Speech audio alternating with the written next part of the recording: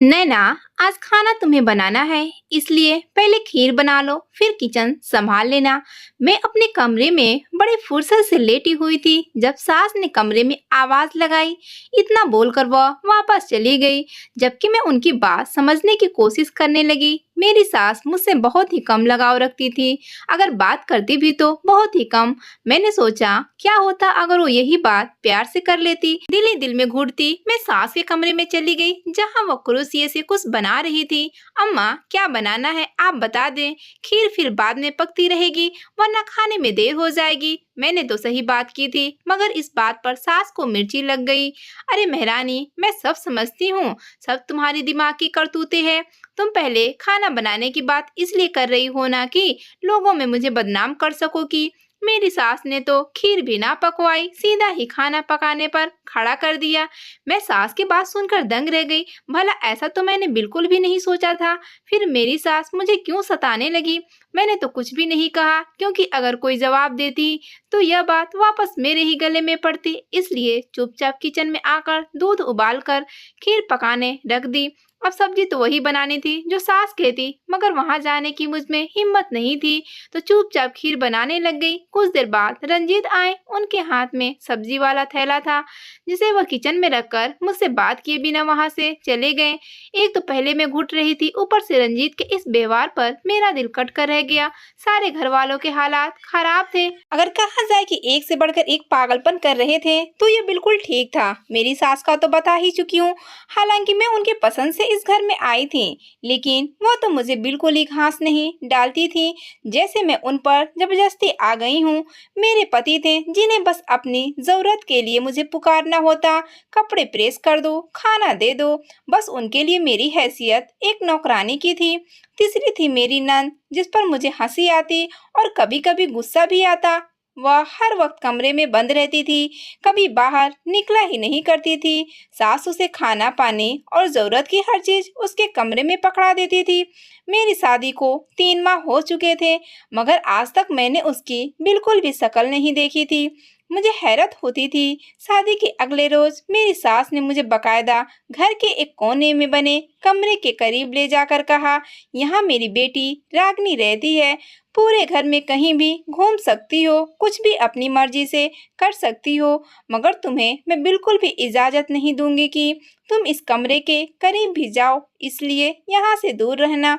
जिस दिन तुमने अपनी हद पार की, उस दिन सीधा अपने घर तलाक लेकर जाओगी। मुझे सास की बात बड़ी अजीब लगी, लेकिन मैं एक दिन की दुल्हन थी, अपनी सास से कुछ सवाल भी नहीं कर सकती थी। उनकी बात पर सर हिला दिया। शाम को जब सारे मेहमान घर को चले गए, तो मैंने फुर्सत में रंजीत से पूछा कि आपकी बहन शादी में नहीं दिखी, और किसी ने उसके बारे में पूछा भी नहीं। रंजीत को मैंने एकदम से गुस्से में आते देखा। वो मुझे एक कोने में ले जाकर बोले, नैना, मैं तुम्हारे मुंह से अपनी बहन का कभी जिक्र ना सुनूं। तुम्हारे लिए यही बेहतर है। अम्मा ने जिन बातों को समझाया है उन पर अमल करो और दूर रहो। अगर तुमने दोबारा उसके बारे में पूछा तो तुम्हें हमेशा के लिए अपने घर जाना होगा। सास की बातों पर तो मुझे आश्चर्य बहुत हुआ था, और पति की बातों पर बहुत गुस्सा भी आया था। भला अपनी नई नवेली दुल्हन के साथ कोई इस तरीके से बात करता है। लेकिन मैं नई नवेली दुल्हन थी, तो चुपचाप पति की बातों को भी गले से उतार लिया। उसके बाद मैंने तय कर लिया कि नंद के बारे में कोई बात नहीं करनी। मुझे अपना रिश्ता प्यारा था, ना कि वह बातें जिसके पीछे मैं अपना घर तोड़ आती। तो चुपचाप घर के कामों में बिजी हो गई। मेरी सास ने 3 माह तक कोई काम नहीं करवाया, सारा काम खुद करती। मेरे पति सारा दिन घर में बैठा रहता है, दिल चाहता तो दोस्तों के पास चले जाते थे।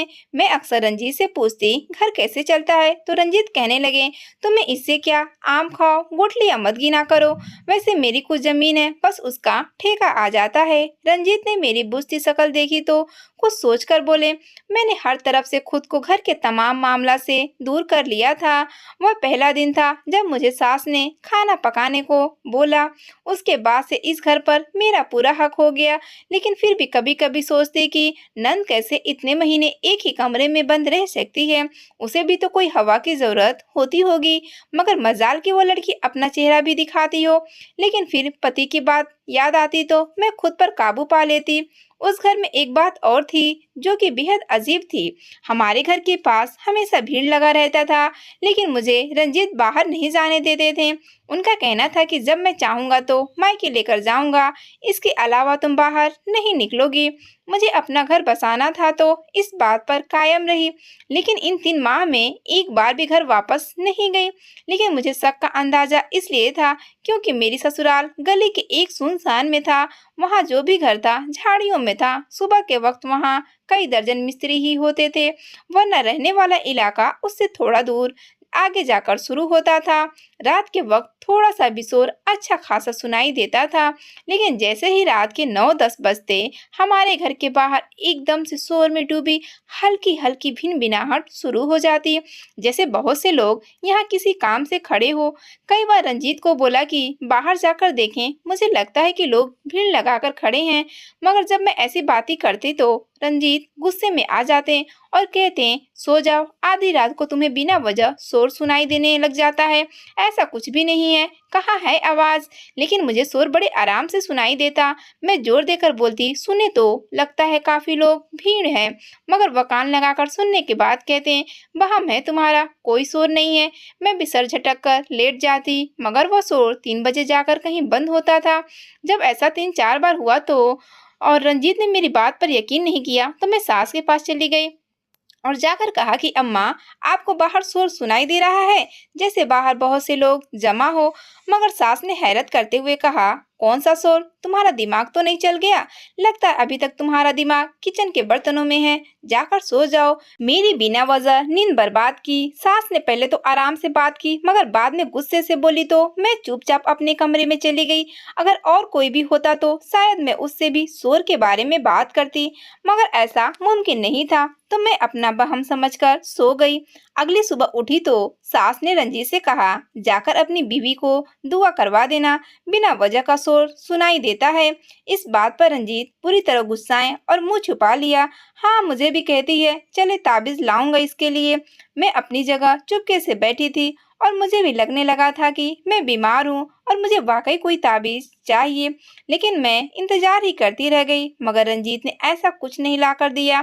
3 माह बाद मेरी तबीयत खराब होना शुरू हुई तो सास ने अपने घर में ही दाई को बुलवाकर मेरा प्रेग्नेंट होने की जानकारी दी। यह खबर सुनकर मैं बहुत खुश थी, लेकिन मुझसे भी ज्यादा खुश मेरी सास थी। लेकिन रंजीत के चेहरे पर बेचैनी थी। वो खुश होना भी चाहते थे और नहीं भी। रात को जब हम कमरे में जाने लगे तो सास ने रंजीत को अपने कमरे में बुलाया। उन्हें लगा मैं कमरे में जा चुकी थी, लेकिन उनके पीछे ही सास के कमरे के बाहर ही खड़ी हो गई। लेकिन वहाँ कोई बात सही से सुनाई नहीं दे रही थी, लेकिन कुछ कुछ बातें कानों में जरूर पड़ी, जिसमें रंजीत अपनी माँ से बहस कर रहे थे। वो किसी बात से मना कर रहे थे, लेकिन सास उन्हें बार बार समझाने की कोशिश कर रही थी, यह बच्चा बहुत जरूरी है, तुम्हें कुर्बानी देनी होगी। मगर रंजीत चिड़चिड़ा कर कहते, अम्मा, वो मेरी औलाद है, मैं कैसे दे दूं कुर्बानी? या तो मैं उसे पैदा नहीं करूंगा या आप उसे अपनी जरूरत के लिए इस्तेमाल नहीं करेंगी। मैं इतना ही सुन पाई। उसके बाद शायद रंजीत कमरे से बाहर आ रहे थे, तो मैं भी भागकर अपने कमरे में चली गई। लेकिन उन दोनों की कुछ कुछ बातों ने मेरा एकदम से दम तोड़ दिया था। मेरा पूरा जिस्म कांप रहा था, ऊपर से लेकर पसीना आ रहा था। लेकिन मेरे बच्चे की कुर्बानी, ऐसा क्या है जो सास चाहती है और मेरा पति नहीं चाहते? सोच सोच कर मेरा दिमाग फटने लगा। लेकिन काफी देर मुझे कमरे में हो गई तो मैंने बाहर निकल कर देखा, रंजीत घर पर नहीं थे। मैं भी चुपचाप कमरे में वापस आ गई। वह पूरी रात मैं जाग कर गुजारी। रह रह कर मेरे दिल में डर पैदा होने लगा। पूरी रात की सोच का नतीजा सुबह यह निकला कि मैंने यकीन कर लिया कि रंजीत यह बच्चा नहीं चाहते, लेकिन सास को अपना पोता चाहिए। पति से लाख मोहब्बत होने के बावजूद मुझे सास अच्छी लग रही थी, जिसे कम से कम मेरी ममता का तो ख्याल था। मैंने अगले रोज सास के लिए खूब दिल लगाकर खाना तैयार किया, साथ ही उनके पैर भी दबाने बैठ गई, जिस पर उन्होंने कोई एतराज भी नहीं किया। जब मैं खाने के बर्तन लेकर वहां से जाने लगी तो उन्होंने मुझे पुकार कर कहा, बहू, क्या अब भी तुम्हें रात को रोज शोर सुनाई देता है? सास के मुंह से यह बात बड़ी हैरानी की थी, मगर मैंने इस बात में सर हिला दिया। क्योंकि वह शोर अब भी मुझे डराता था, लेकिन फर्क इतना था कि मैं उसका जिक्र किसी से नहीं करती थी। यह तो तुम्हारे होने वाले बच्चे पर असर अंदाज होगा। मैंने रंजीत को बोला था तुम्हें दुआ करवा दी, मगर उसने नहीं सुनी। चलो फिर तुम परेशान मत होना, मैं कुछ करती हूँ। मैं हैरानी से वहां से चली आई, क्योंकि ऐसे ताज्जुब का इजहार उन्होंने पहली मर्तबा किया था, वरना वह हमेशा ही ऐसे गले सड़े शब्दों से ही बात करती थी। मेरे लिए आज का दिन बड़ा खुशी वाला था, क्योंकि मेरे सास घर में मेरी हैसियत को कबूल कर रही थी। दोपहर को कहीं जाकर रंजीत घर वापस आए। मैंने उनसे उस बारे में कोई बात नहीं की, क्योंकि मुझे उनकी खुदगर्जी पर गुस्सा आ रहा था। कैसे मेरे बच्चे के पीछे पड़े थे, जबकि वह भी तो बाप बनने वाले थे। लेकिन रंजीत को कोई फर्क नहीं पड़ता था। मैं उनसे बात करूं या न करूं, वह अपने ही किसी परेशानी में उलझे हुए थे, तो उन्होंने ध्यान नहीं दिया। मैं अपने कामों में बिजी थी, लेकिन जब वो सास के कमरे में गए तो उन माँ बेटा के बीच जोरदार बहस हुआ और लड़ने की आवाज बाहर तक आ रहे थे। मगर मैं समझ ना सकी, लेकिन इतना तो जान चुकी थी, वजह मेरी औलाद होगी। फिर तकरीबन 2 घंटे बाद जब बाहर निकले तो थके हारे थे। किचन में आकर मुझसे पानी मांगा और जेब से एक ताबीज निकालकर मुझे देते हुए बोले, यह अम्मा ने दिया है, पेट पर बांध लेना, तुम्हारे बच्चे के लिए है। मैं उनसे कुछ पूछती तो वह लंबे लंबे कदम भरते हुए घर से तो बाहर जा चुके थे। लेकिन मुझे इस बात का अफसोस नहीं था, बल्कि खुशी थी कि उन्होंने माँ की बात मान ली है और अब मेरी औलाद को कबूल करने के लिए राजी हैं। ऊपर से ताबीज भी मुझे अपने हाथों से लाकर दिया है।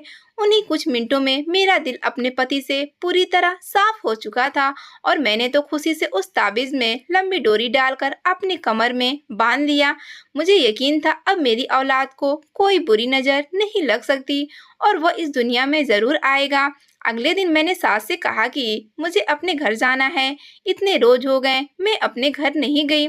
सास ने कहा कि बच्चे के साथ बाहर जाओगी तो दिक्कत होगा, तुम्हें तो पहले भी कोई आवाज सुनाई देती है, इसलिए चुप करके घर में बैठे रहो। मगर मैं अपने दिल का क्या करती, जो मम्मी पापा से मिलने के लिए तड़प रहा था। मैंने सास से कहा कि मैं वहाँ रात नहीं रुकूंगी, मगर मुझे जाने दें। सास ने कहा, अच्छा ठीक है, हम कल चलेंगे, सुबह 6 बजे तैयार रहना और 12 से पहले वापस आ जाएंगे। मैं भी तुम्हारे साथ चलूंगी। ऐसे पेट से हो, मैं तुम्हें अकेले नहीं छोड़ सकती। मैं एकदम से खुश हो गई, क्योंकि सास का रवैया मेरे साथ दिन ब दिन नरम होता जा रहा था और वो मेरा बहुत ख्याल रखने लगी थी। अब अगर चाहे मायके मेरे साथ जा रही थी, तो इसमें भी उनकी फिक्र छुपी थी कि मुझे कोई बात ना हो। वैसे भी मिल तो इंसान 5 मिनट में सकता है, तो यह तो फिर भी 6 घंटे थे। मैं उनकी शुक्रिया अदा करके अपने कमरे में जाने लगी तो मेरी नजर अपनी नंद के अलग थलग बने कमरे पर पड़ी। मुझे बहुत अजीब सा लगा, क्योंकि हमारे सारे घर में बहुत से पौधे थे, मगर नंद के कमरे के बाहर सिर्फ झाड़ झंकार पड़े थे और ऐसा खंडर सा कमरा था कि दिन में भी दशहत महसूस होता था। मुझे क्या, सर झटक कर कमरे में आई तो रंजीत भी थे। उन्हें मायके जाने का बताया तो वो इस बात में सर हिलाकर रह गए। जब से उन्होंने ताबीज लाकर दिया था, मैं एक बात बहुत नोटिस की थी कि वह मुझसे तो कम बातचीत करते थे, लेकिन अब सास से तो उन्होंने तकरीबन बिल्कुल ही बातचीत करना खत्म कर दी थी। अगर अपनी माँ से कोई बात कहनी होती या बतानी होती तो मुझे बता देते हैं कि अम्मा से कह देना। जबकि सास ने इस बात को ज्यादा सर पर सवार नहीं किया था, बल्कि वह तो बहुत खुश खुश रहने लगी थी। नैना सुनो, मैं जैसे सोने के लिए लेटी, रंजीत की आवाज मेरे कानों में पड़ी। क्या हुआ, कुछ चाहिए? नहीं, वह मुझे पूछना था कि जब से ताबीज बांधा है तुम ठीक तो हो ना। मुझे बेवक्त उनका इस तरह का कुछ पूछना अजीब सा लगा। जी मैं ठीक हूँ, मुझे क्या होना है? मैंने सवाल पर सवाल किया। नहीं, वो आवाज आती थी ना तुम्हें, कोई फर्क पड़ा अब की बार? मैंने नहीं में सर हिलाया और बोली, नहीं वो तो अब भी आती है, पर यही बात अम्मा से की थी तो उन्होंने बोल दिया कि इस ताबीज का यही फायदा है कि आवाज तुम्हें सुनाई देगी, लेकिन उसका बच्चे पर कोई असर नहीं होगा, वो ठीक ठाक रहेगा। यह ताबीज फायदे का है। मैंने उन्हें बताया तो उन्होंने कहा, यह निकाल दो, मैं तुम्हें दूसरा ला दूंगा जिससे तुम्हें भी कोई आवाज सुनाई नहीं देगी। मैंने गौर किया तो रंजीत मुझे बेचैन नजर आए। वो किसी बात से बेहद परेशान थे। नहीं रंजीत, कोई बात नहीं, अम्मा ने मेरे लिए बेहतरीन ही सोचा होगा। वैसे भी जो आवाज़ मुझे आती है वो कोई खौफनाक नहीं होती, बस इंसानों की होती है जिसमें वो इंतजार की वजह से थके-थके बोल रहे होते हैं। ज़्यादा कोई मसला नहीं होता। मैंने अपने तरफ से रंजीत को सुकून करना चाहा और वह अच्छा कहा सो गए। लेकिन सच भी यही था कि एक दिन भी मुझे उन आवाज से बिल्कुल भी डर नहीं लगा था और वैसे भी अब तो आदत हो गई थी। अगले रोज मैं जल्दी तैयार हो गई और सास के साथ मायके चली गई। हम सब आपस में खुश होकर वहां बातचीत की। मम्मी पापा दोनों ही मुझे देखकर इत्मीनान हो गए थे। 12 बजे हम वापस भी आ गए, जिसकी वजह सास ने यह बताया कि भूत प्रेत दोपहर को निकलते हैं तो तुम्हारी हालत के वजह से तुम्हारी बचाव कर रही हूँ। मैं तो पहले से ही परेशान थी तो इस बात पर सर हिला दिया। मुझे घर छोड़कर सास किसी जरूरी काम से बाहर चली गई। रंजीत भी घर में नहीं थे। पहले तो जाकर कमरे में सो गई, मगर कुछ ही देर बाद अजीब सी घबराहट से मेरी आंख खुल गया। मुझे ऐसा लगा जैसे मेरे पेट में आग लगी है और मेरा बच्चा तड़प रहा है। एसी में सोने के बावजूद मेरे पसीने छूट चुके थे। मैं बड़ी मुश्किल से अपनी जगह से उठकर किचन तक गई और पूरा जग का पानी पी लिया, मगर जो आग मेरे अंदर लगी थी वह बुझती नहीं थी। एकदम से मेरे दिमाग में ख्याल आया, कहीं बाहर जाने से कोई असर तो नहीं हो गया। अगर हुआ भी तो फिर मैं क्या करूंगी? लेकिन यह ताबीज भी तो पेट पर बंधा है, फिर असर क्यों? मैंने काफी दिमाग लगाया, मगर मेरा दिमाग कुछ भी नहीं समझ पा रहा था।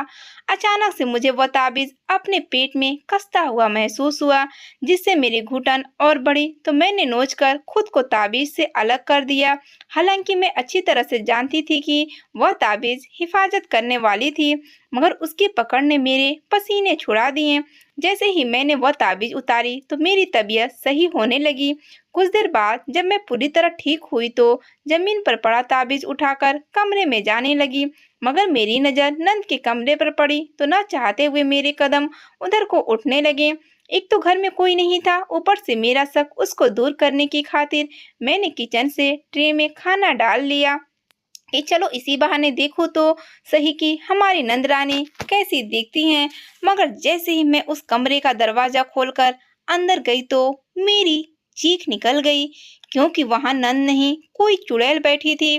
कमरे से बहुत ज्यादा बदबू आ रही थी और जगह जगह इंसानी हड्डियों के ढेर।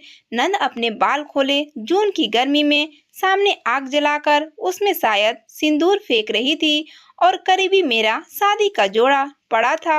वह जैसे ही मुझे देखी हड़बड़ाकर अपनी जगह उठी और मुझे लाल आंखों से घूरने लगी, जिसको देखते ही मैं अचानक से ही बेहोश हो गई। जब मुझे होश आया तो मैं अपने कमरे में थी और रंजीत मेरे बिस्तर के किनारे पर बैठे थे। मुझे आंखें खोलते देखकर जल्दी से मुझसे पूछा, तबीयत कैसी है तुम्हारी? मगर मैं डरी हुई थी। उनका गिरीबान पकड़कर रोने लगी और वो मेरे सर पर हाथ फेरते मुझे दिलासा देने लगे। साथ ही जग से पानी एक गिलास में निकालकर मेरे सामने किया, जिसे मैंने एक ही सांस में खत्म कर डाला। जब कुछ संभली तो रंजीत सख्ती से बोले, तुम उस कमरे में क्या करने गई थी? रोका था ना? मगर मैं महसूस कर रही थी कि उनकी सख्ती में बस मेरे लिए चिंता थी। वह मुझे बस धमकाना चाह रहे थे। रंजीत, मुझे सच सच बताए वह सब क्या था? मेरी शादी का लहंगा। 1 मिनट में मैंने जल्दी से उठकर अपनी अलमारी देखी तो वहाँ वाकई मेरा लहंगा गायब था। तसल्ली के बाद मैंने अपनी बातों को पूरा किया कि मेरा शादी का लहंगा भी वहाँ पड़ा था। और वह औरत कौन थी?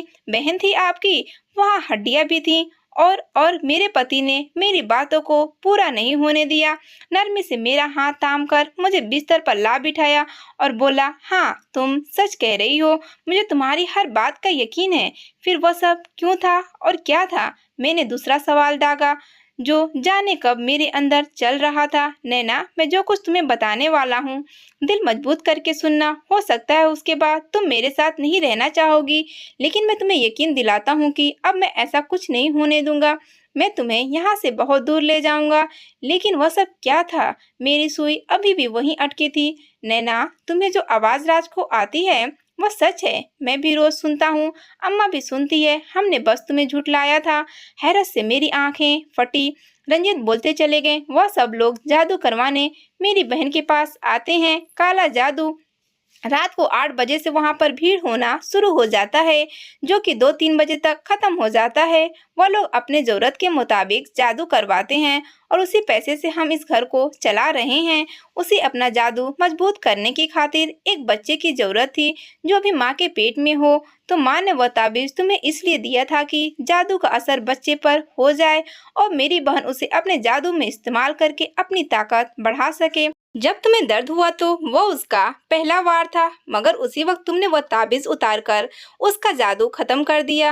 अभी तुम्हारा बच्चा महफूज है, कुछ नहीं हुआ, क्योंकि तुमने जादू पूरी ही नहीं होने दिया।